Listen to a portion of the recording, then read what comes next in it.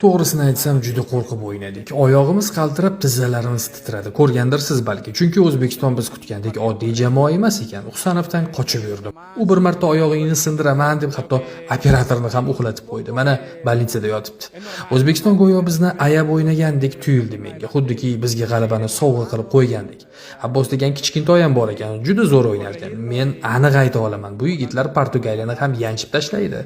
Hozirda Ronaldoga rahmim kelyapti. Bechora qaraganda to'g'risini aytsam juda qo'rqib o'ynadik. Oyog'imiz qaltirab, tizzalarimiz titradi. Ko'rgandirsiz balki, chunki O'zbekiston biz kutgandek oddiy jamoa emas ekan. Husanovdan qochib yurdim. U bir marta oyog'ingni sindiraman deb hatto operatorni ham uxlatib qo'ydi. Mana bolnitsada yotibdi.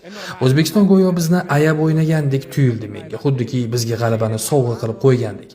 Abbos degan kichkintoy ham bor ekan, juda zo'r o'ynar ekan. Men aniq ayta olaman, bu yigitlar Portugaliyani ham yanchib tashlaydi. Hozirda Ronaldoga rahmim kelyapti. Bechora qaraganda mayib bo'lib qolmasa edi.